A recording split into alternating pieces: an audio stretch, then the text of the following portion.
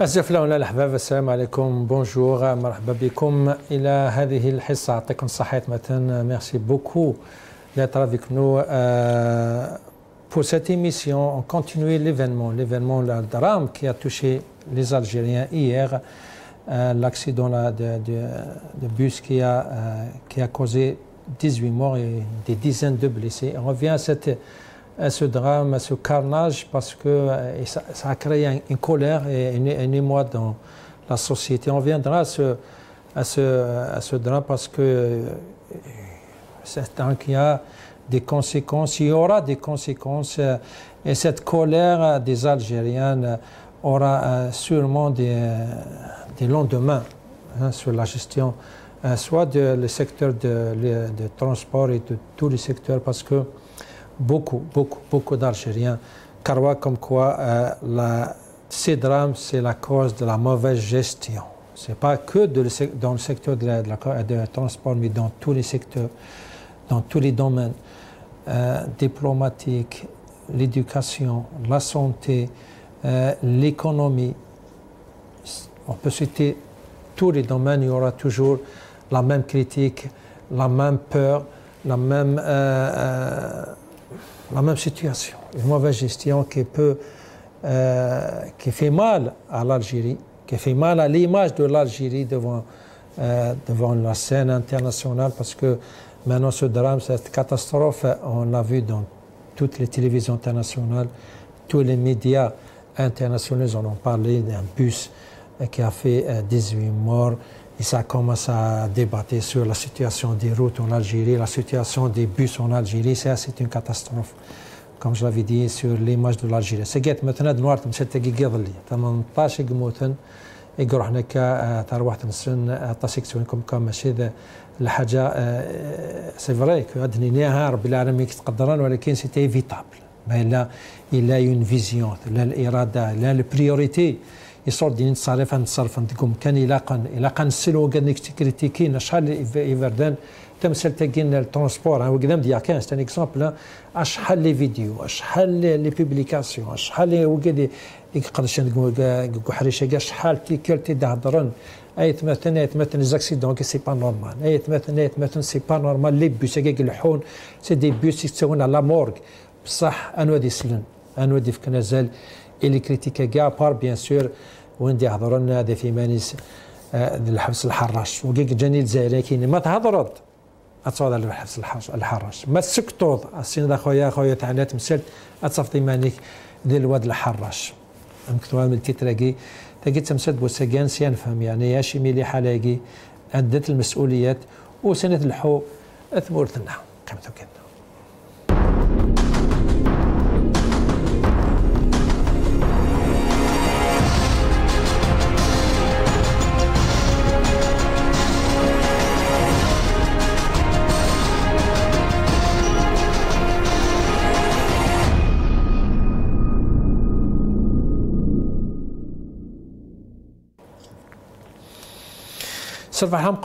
J'ai le plaisir d'avoir avec moi mon ami, notre collègue Mohamed Amzian Rahmoun, bien sûr, avant tout représentant de Riposte Internationale ici à Londres.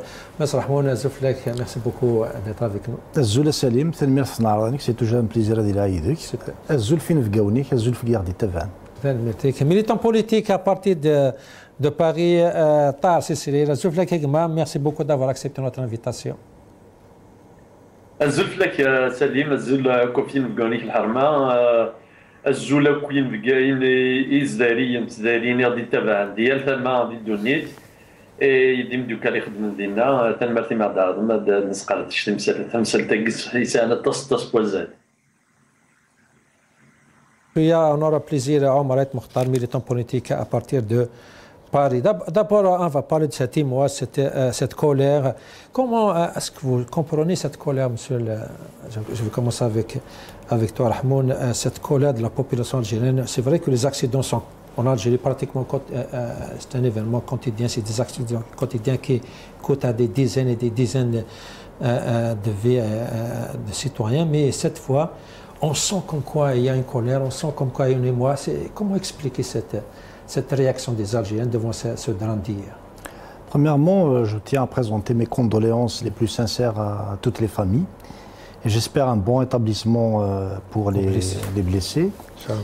Bien sûr, à chaque fois qu'il y a un drame pareil, ou tel que aussi le drame qui s'est passé aussi au niveau du stade du 5 juillet, n'est-ce pas, lors d'un match de football, où aujourd'hui on vient d'apprendre aussi qu'il y a un accident à Ndfla, il y a eu des morts. Donc c'est tout à fait normal d'être en colère. C'est parce que la vie humaine est sacrée, elle est importante, mais il s'avère qu'on remarque malheureusement, et encore, à chaque fois qu'il y a un accident, les autorités font, soi-disant, ils montrent des gesticulations qu'ils veulent faire quelque chose, d'où la colère. Il ne faut pas que ça arrive. Pourquoi c'est arrivé? Donc c'est tout à fait normal que les gens soient tristes, choqués, bien sûr, ils doivent être dans une situation... Je comprends, mais pourquoi on sent que cette fois c'est différent par rapport aux autres accidents? C'est la goutte qui a fait déborder le vase, ou c'est d'autres raisons à votre avis? Certainement qu'il y a un cumul, parce que la situation au jour d'aujourd'hui en Algérie est telle que depuis 2019, il y a beaucoup de fermetures, il y a beaucoup de lois liberticides, et puis le climat de peur, etc. Certainement qu'il y a des transformations psychologiques qui s'opèrent au sein de la population. Et croyez-moi, la population algérienne n'est pas une population consciente. Et quand il s'agit de vie humaine, c'est tout à fait normal qu'il y ait, je dirais, des réactions. Maintenant, est-ce que ces réactions vont déboucher à quelque chose de plus important? Ça, on va voir. Mais en tout cas, c'est tout à fait normal. Très bien. À ton avis d'abord, pourquoi cette réaction de colère d'émoi? Tu sens comme quand les Algériens, cette fois, ils ont vraiment réagi devant ce drame. Comme quoi, par rapport à parce que les accidents qui ont été les Algériens, les gouvernants, comme quoi ils زعف يغيظ الحال يغيظ بيان سور وكذا موتن على كل حال وين يموت ثروات ثغاض كلي بصح بريده كتحصل الى زعف كنافو دافو malgré عندي قالوا دافو cette fois ولا دافو il a mobilisé tout le monde le gouvernement à part le premier ministre Zahran Daïl بالك كانوا vacances الله اعلم mais l'essentiel clé ورحنا النار شنقريحه بوعلم لي مينيست تهضرون تلفزيون ديريكت تحصل من عندنا وقدرنا رياكسيون بوكدود ام طواتم ستاكي شاطها زريب سليم كما هذا بو يخدم اللي تمر في الجزائر طاسن الديكات يخدموا دابو إبردان الموت سبيطارات الموت الكيران الموت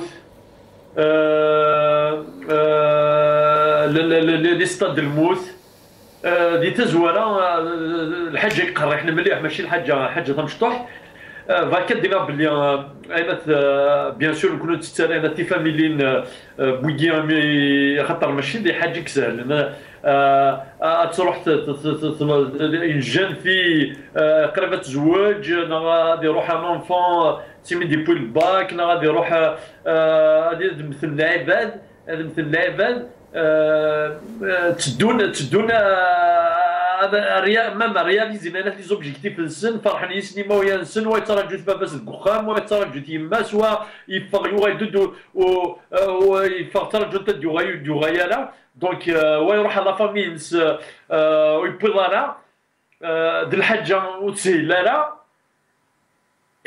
ذاكيا يدلقا اشحال هاكيا باللي انا بو غنصبطلي يبنوا الموت ذي كل مكان ذي كل الوقت دي تمر في الجزائر إبردان دقني مرة ذا في سن السواق كوني بردان موت خاطر دقنتني مرة لي دودان داترت الدايوية خمنت لا بليبار دي مدوكال لي جينيرو سي خاطر زرت يموسني وين البيستون النيبوتيزم الفافوريتيزم تاكي لا مارك دو فابريك لا ريجي ماكيني دونك نزرع باللي نكون تيلمون لا كوريبسيون تخما اختار دي بردان الموت اور الى عمر قدرنا لي كريتير قد تقدر السيكوريتي باش وتجلس على لا فواتور باش تجلس على باش تضر ترى لي زاكسيدون ولا عمر قدر دانا حيت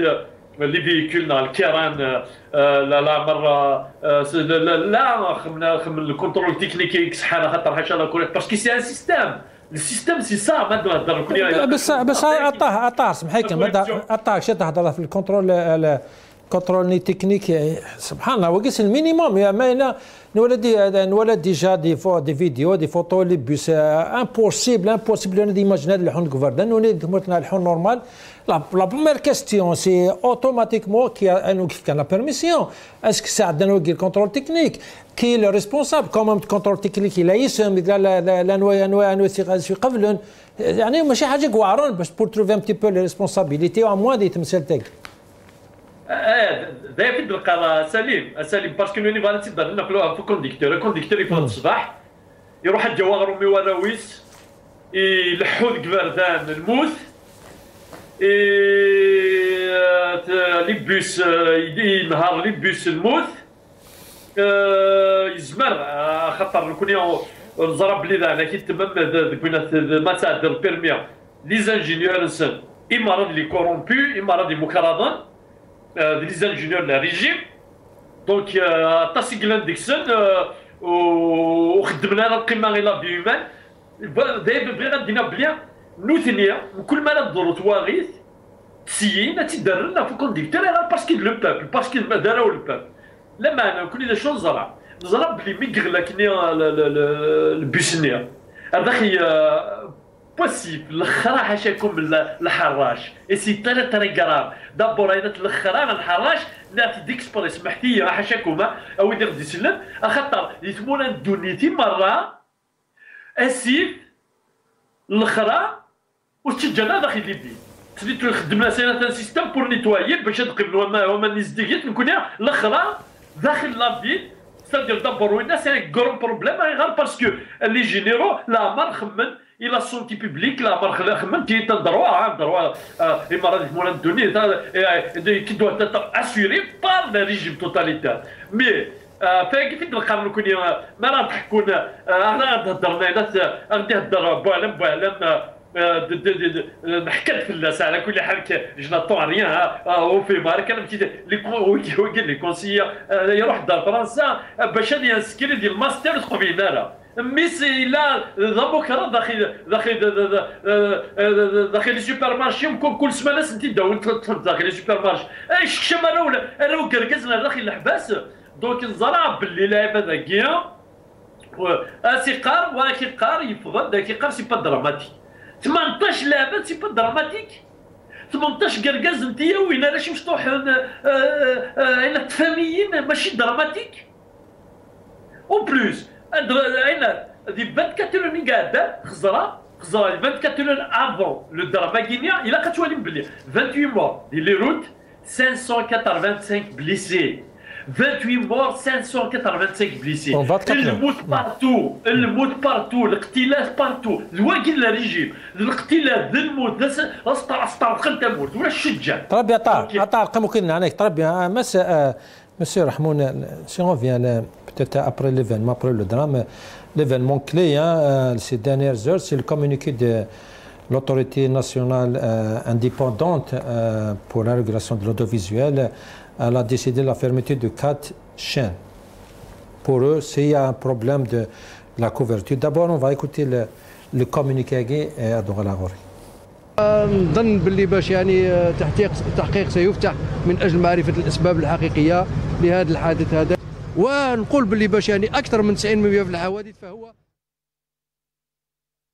نظن باللي باش يعني من اجل معرفه الاسباب الحقيقيه لهذا الحادث هذا، ونقول باللي باش يعني اكثر من 90% في الحوادث فهو غالبيه الاحيان تهور. فندعو مرة أخرى يعني السائقين تاعنا يتحلوا بالصبر ويتحلوا بالمسؤولية اتجاه المواطن. هذا يعني نتمنوا إن شاء الله أنه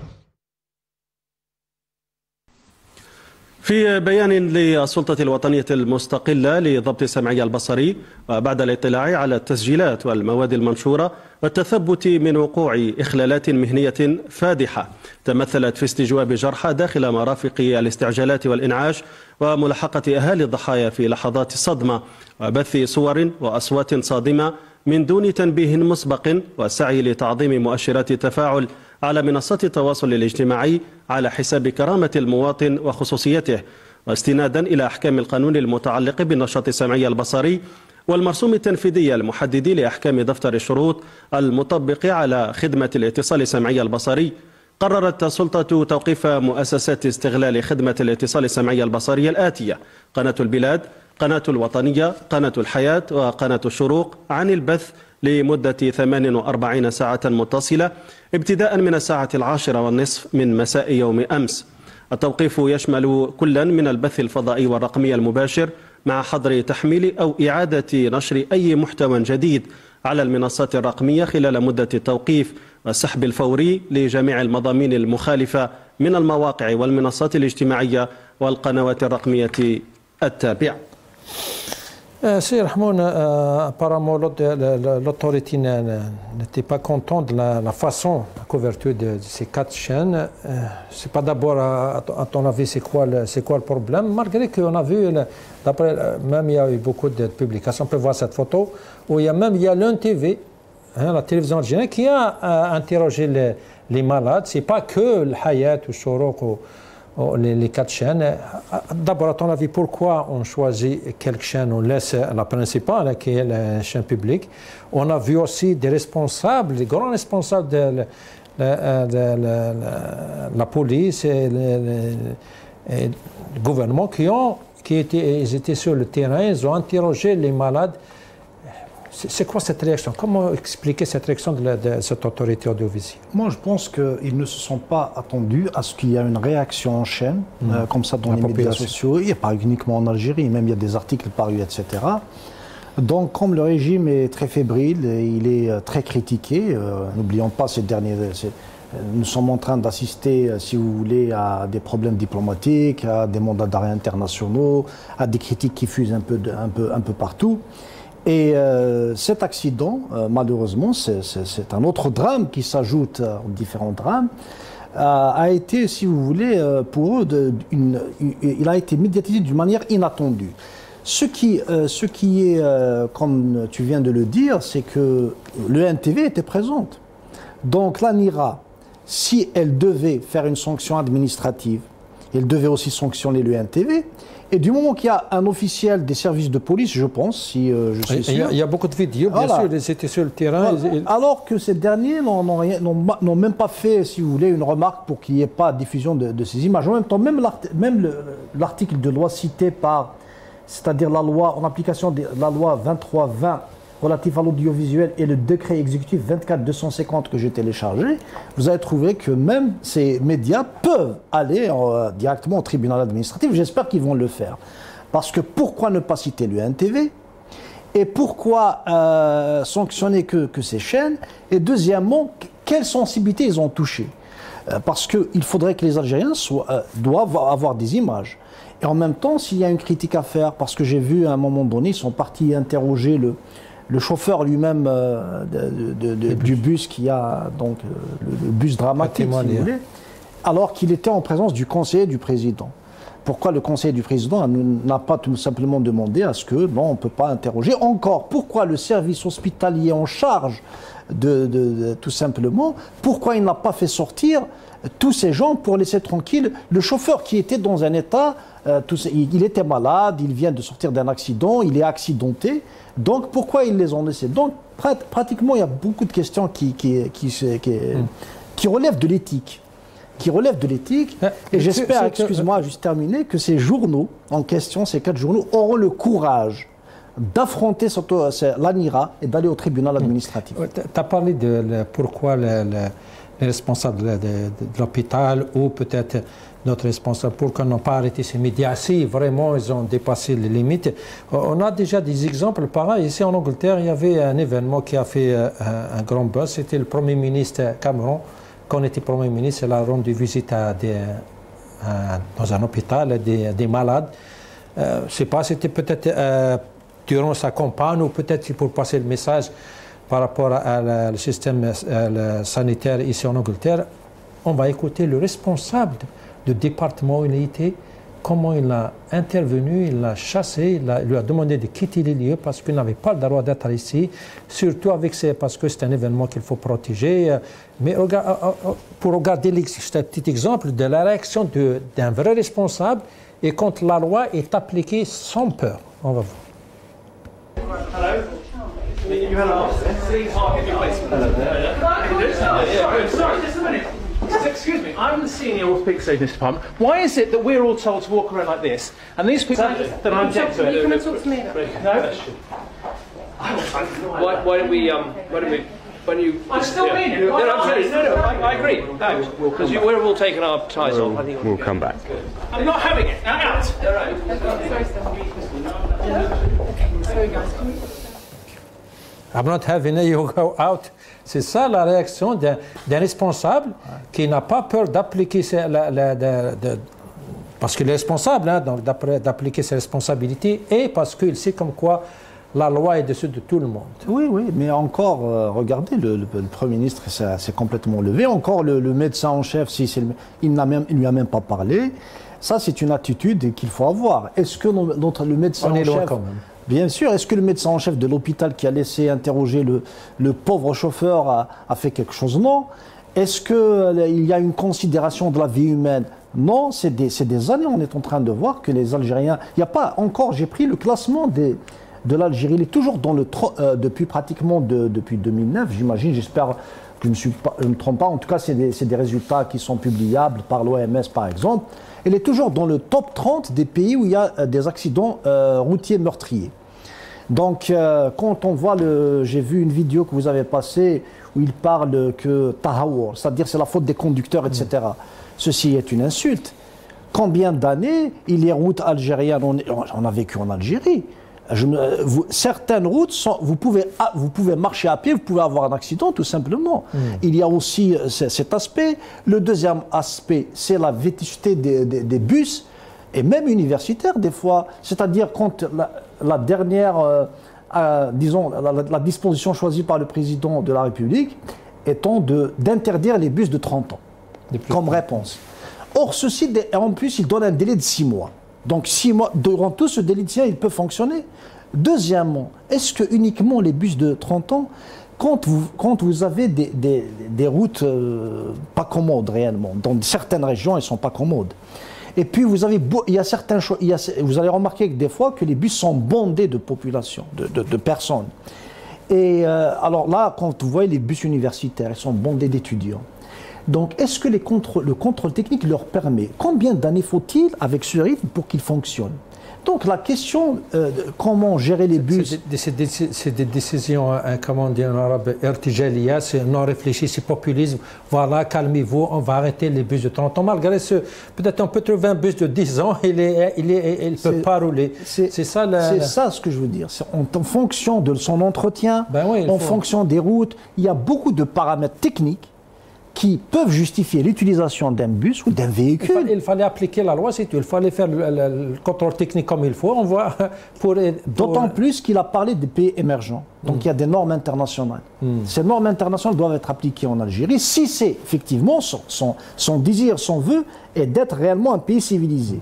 Si maintenant il considère les Algériens, c'est pas une population, parce qu'un bus de 30 ans qui fonctionne dans des routes qui ne sont pas vraiment praticables dans certaines régions, je sais qu'elles ne sont pas praticables, donc ceci, ce n'est pas vraiment une décision très sérieuse. Et encore, même si c'est une décision, pourquoi attendre maintenant?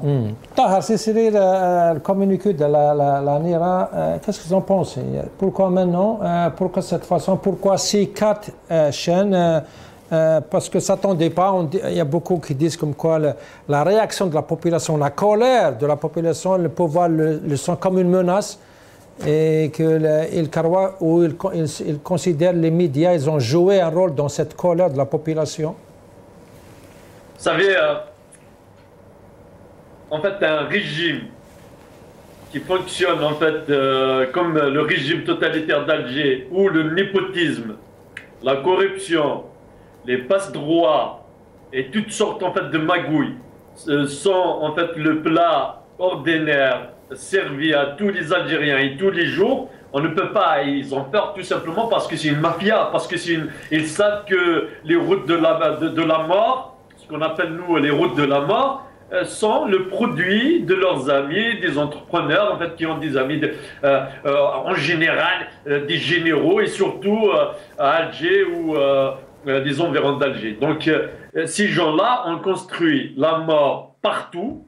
Ils ont fait de l'Algérie un champ de toutes les magouilles et de tous les en fait, toutes sortes de corruption, l'autoroute Est-Ouest, vous avez vu en fait ce que les entreprises, même des entreprises étrangères en plus, hein, qui ont pratiqué en fait de la corruption. Donc des dodanes, et quelques mois après, on a vu des dodanes, des vallées, je dirais pas des cassis parce que c'est des trous ou même dans des endroits extrêmement dangereux, à savoir dans des autoroutes. Et des routes en fait.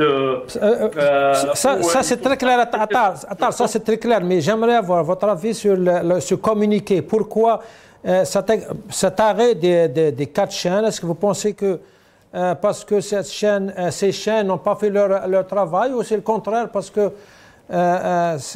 cette couverture gênait le régime? Qu'est-ce que vous en pensez? Pourquoi, si on arrête les 4 chaînes, pourquoi n'ont pas arrêté le NTV qui était sur le terrain autant que les autres chaînes? Oui, tout simplement parce que le régime est tellement en difficulté, est tellement fragile. Donc, quand un régime est fragile, est en difficulté et qu'il est à terre, mort, donc il frappe en fait dans tous les sens et il frappe même ses propres amis. Et il y a un deuxième problème, c'est que la lutte des clans ne s'arrêtera jamais. La lutte des clans entre eux, ils n'arrivent plus à s'entendre. Chacun essaie de mettre à terre un autre. Donc le régime est complètement déstabilisé par des luttes pour défendre leurs propres intérêts, parce que l'intérêt du peuple n'a jamais été un élément pris en compte dans les changements politiques en Algérie, mais les intérêts de Tebboune, de Chenguereha, de Toufik,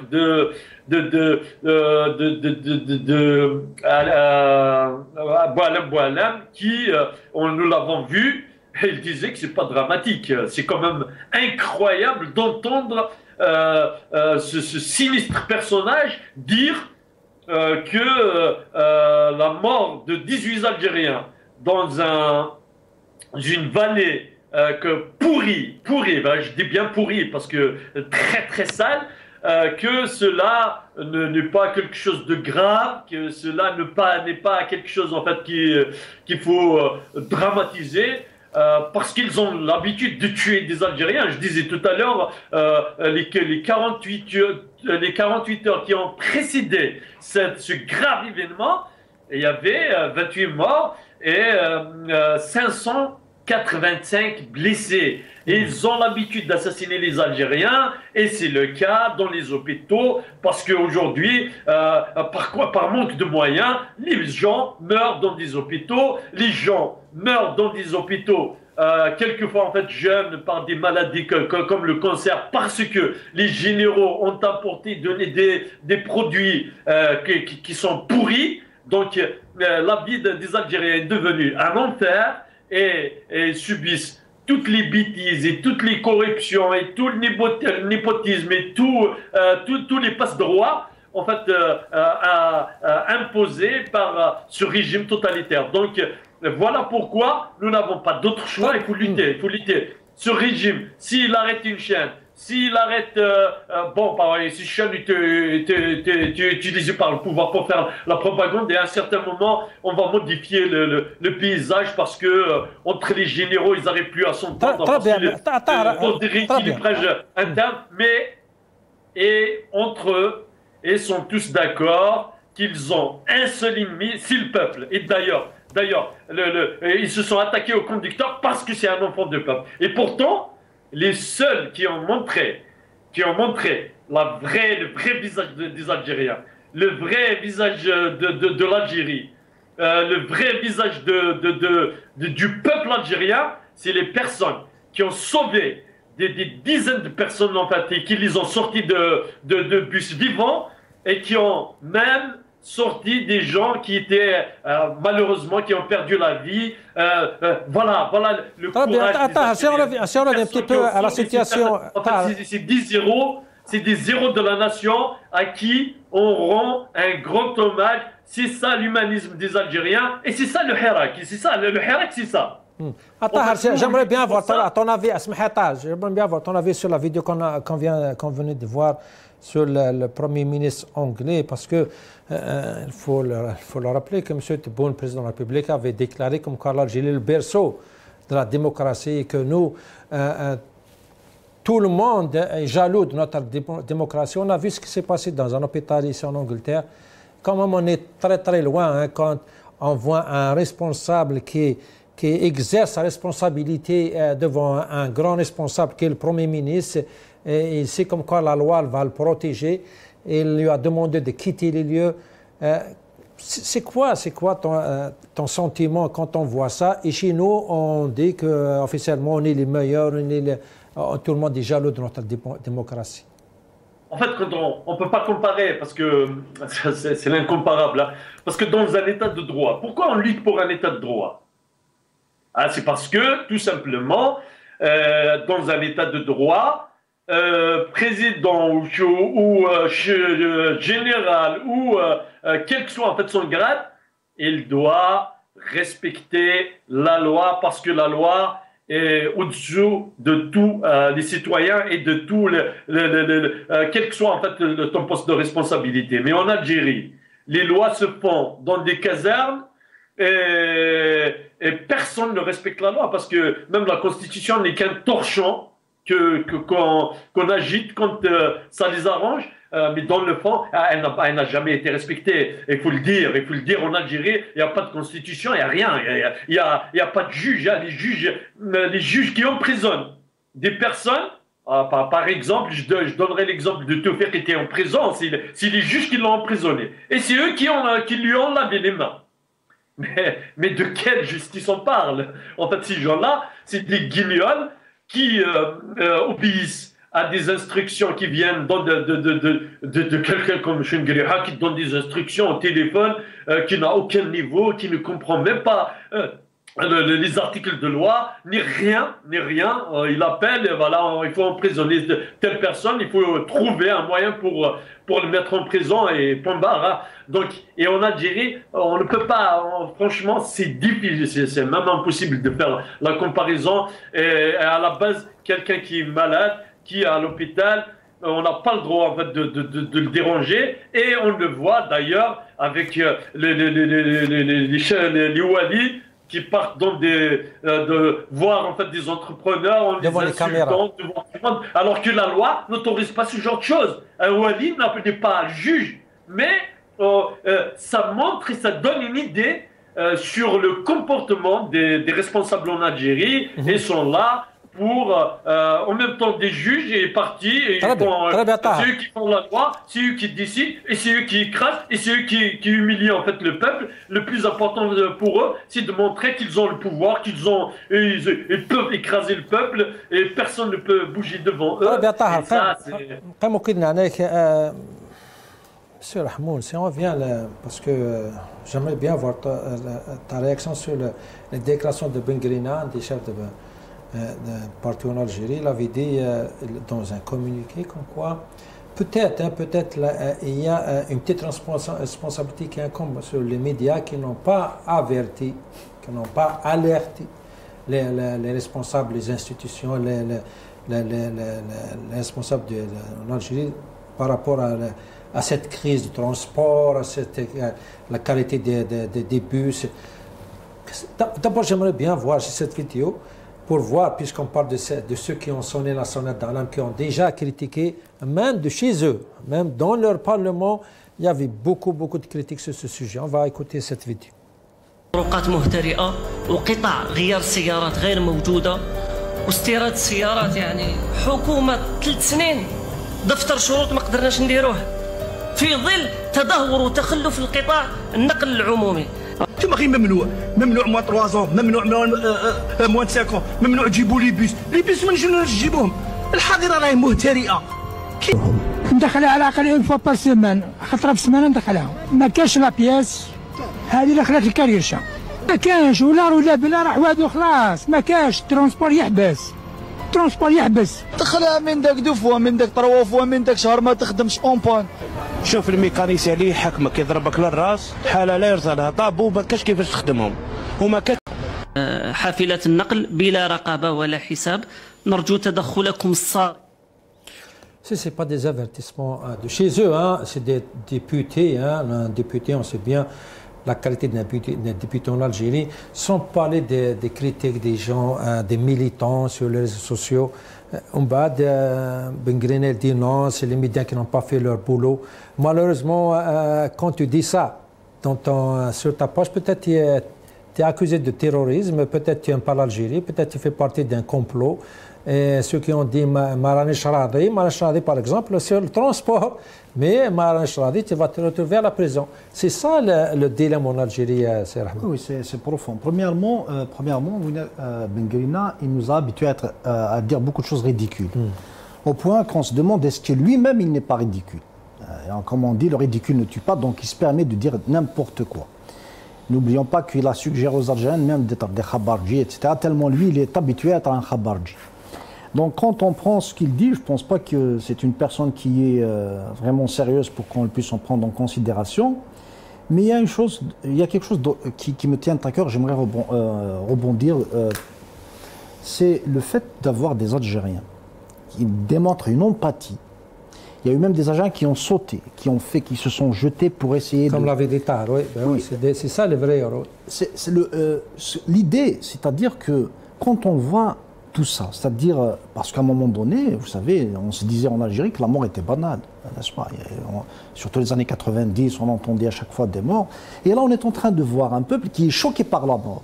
Alors que le régime algérien ne veut pas justement que les Algériens soient solidaires entre eux ou qu'ils éprouvent de l'empathie entre eux. C'est-à-dire, je me mets à votre place quand vous avez de la peine, etc. Parce que la solidarité commence par ce genre de geste. Quand on voit les Algériens alarmés, être choqués, prier pour les morts, leurs familles, etc. Donc, à peu près, le régime algérien se dit, ce peuple, finalement, il est humain. Non, je ne veux pas qu'il soit humain. Tu parles un petit peu, c'est pas, par exemple, les événements en Kabylie, les incendies en Kabylie qui ont créé une solidarité énorme. Et voilà, il fallait créer un événement pour casser tout ça. Et la mort de Ben Smaïl et Hamarbi, ça crée, c'est la même chose. Jamal Ben Smaïl, c'est la mort qui a caché une autre mort. C'est toute une région qui est détruite, n'est-ce pas? Le choc existe jusqu'à maintenant, et ça c'est clair. Tous ceux qui ont été à l'Arbanat, même le reste de l'Algérie, étaient choqués. Donc les images de solidarité qui existent, qui peuvent exister, dont les Algériens témoignent, pour le régime, c'est antinomique, c'est comme la démocratie. Parce que de la solidarité peut naître autre chose aussi. De cet amour des Algériens, si vous voulez, de leur empathie, peut naître autre chose aussi. Donc il n'a pas voulu de ça. Et c'est pour ça que ces images qui se sont, disons... Mais quand même, c'est faux. Une colère qui peut créer... le régime ne veut pas parce qu'il y a une colère maintenant, ça peut se développer. L'empathie, de la solidarité, tout ça, c'est pas bon pour le régime parce que ça peut mener à autre chose, surtout avec le Hirak et tout. Est-ce que le régime il est vraiment fragile à ce point? Et je dirais que toute solidarité qui peut naître entre Algériens peut déranger le régime. C'est une menace.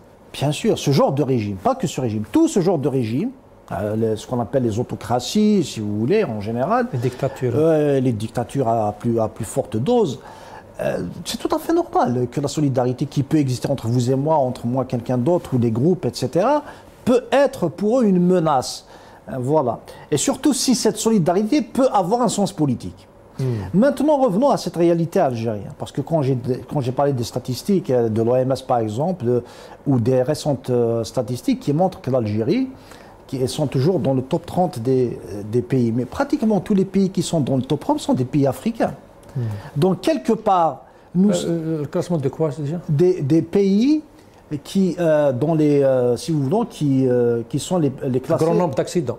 Meurtriers. Ah, ok, des accidents. La mort routière, si vous voulez. L'Algérie est toujours dans... Mais c'est une réalité africaine. Donc, quand on parle que nous sommes un pays émergent, il faudrait bien être prudent sur ce genre de termes, parce que les pays développés n'ont pas ce genre de problème. Ils existent, les accidents routiers, etc.